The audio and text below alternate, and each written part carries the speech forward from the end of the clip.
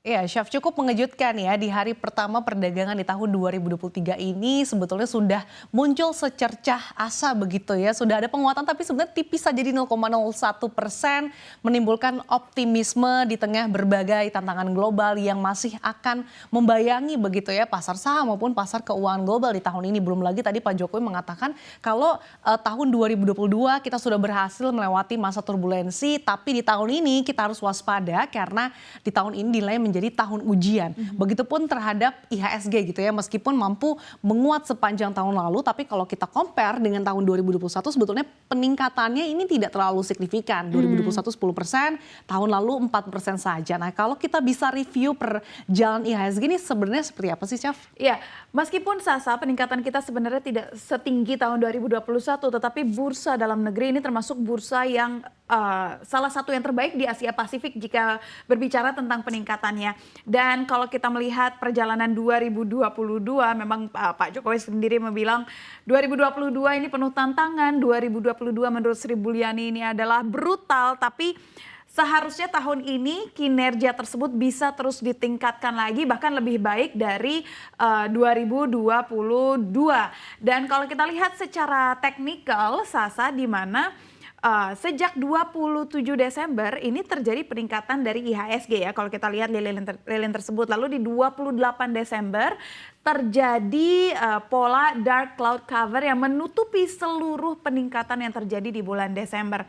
Dan tak lama setelah tanggal 28 Desember dikonfirmasi dengan hadirnya pola hanging man. Dan setelah adanya pola hanging man tersebut, kelanjutannya di mana pergerakannya akhirnya melemah. 2 hari terakhir di Desember dan juga di awal Januari. Tapi pun kalau dilihat hari ini memang tetap pergerakannya tidak begitu signifikan karena kenaikannya pun 0,01% kan. Tetapi kalau kita lihat secara garis besar apakah IHSG berada di tren penaikan? Yes, ada di uptrend, tapi memang masih cenderung bergerak sideways karena belum ada sinyal positif untuk saat ini. Seperti itu, kurang lebihnya kalau misalkan dari IHSG seperti itu, Sasa. Oke, Chef, di bulan Desember IHSG confirm menjadi Desember kelabu begitu ya, setelah 20 tahun begitu mencatatkan torehan apresiasi, tapi tidak pada Desember lalu. Dan tampaknya pelemahan ini sebenarnya berlanjut ya pada perdagangan hari ini, yang hampir sepanjang perdagangan hari ini IHSG nyaman berada di zona merah, tapi kemudian di detik-detik penutupan terakhir IHSG mampu menguat. Sebetulnya apa saja sih sentimen baik dari global maupun domestik ini yang menjadi perhatian pelaku pasar? Ya, kalau di awal 2023 ini tentunya masih mayoritas dari luar negeri dan juga rilis sejumlah data-data makro ya. Salah satunya adalah rilis PMI manufaktur oleh S&P Global yang akan keluar pada hari Selasa dan juga Rabu pekan ini.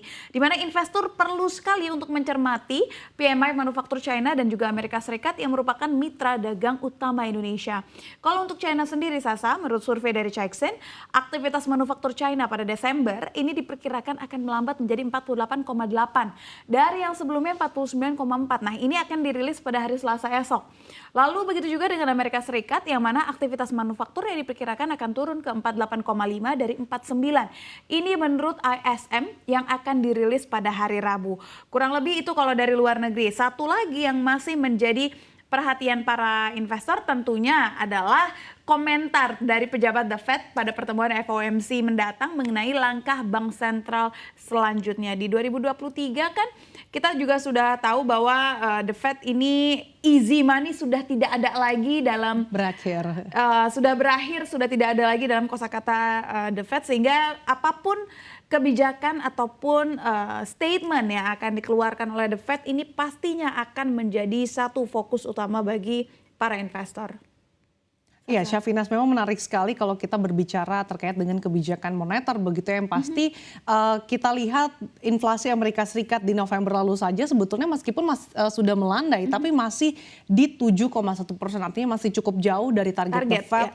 Dan memang proyeksi di tahun ini The Fed kemungkinan akan menaikkan suku bunga acuan dari kisaran saat ini 4,25 hingga 4,5%, nanti dinaikkan menjadi kisaran 5 sampai 5,25%. Itu tadi tentunya akan menjadi highlight juga yang akan menjadi pivot gitu ataupun nanti kisi-kisi bagi para investor untuk menentukan langkah selanjutnya. Kalau dari dalam negeri ini sentimen-sentimen apa saja sih yang turut mewarnai perdagangan hari ini? Ya, kalau ini adalah rilis data yang baru saja dikeluarkan hari ini di mana inflasi Desember 2022 ternyata tumbuh 0,66% secara bulanan atau month to month, dan jika kita lihat secara tahunan artinya berada di 5,51%. Ini artinya lebih tinggi dari bulan November yang berada di 5,42, dan tentunya ini terjadi karena memang kegiatan masyarakat di Indonesia sedang meningkat, disumbang oleh makanan, minuman, dan juga tembakau. Angka di atas tersebut yang tadi saya sampaikan adalah angka yang di atas perkiraan dari konsensus yang dihimpun oleh CNBC, di mana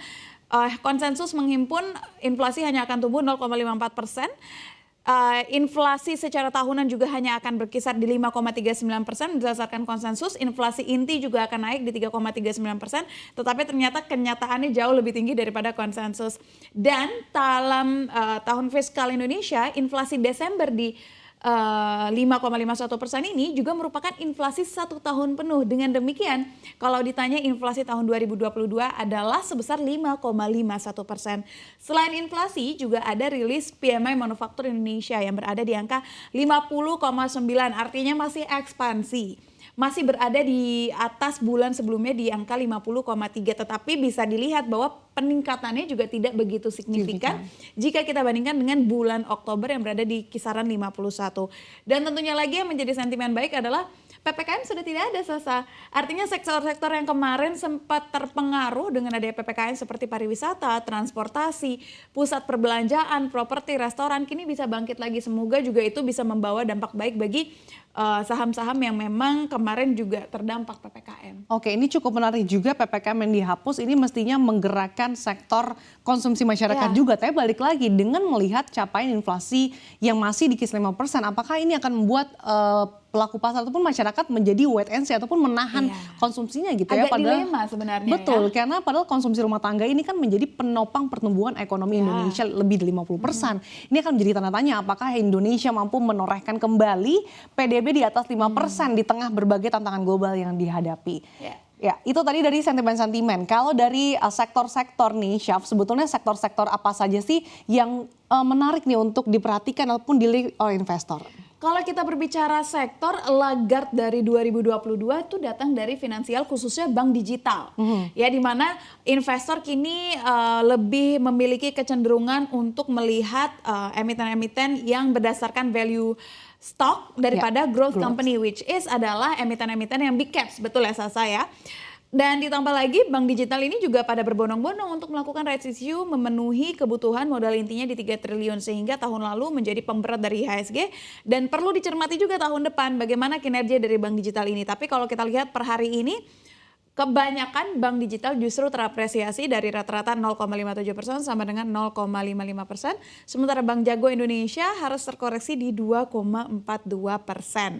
Ini dari bank digital.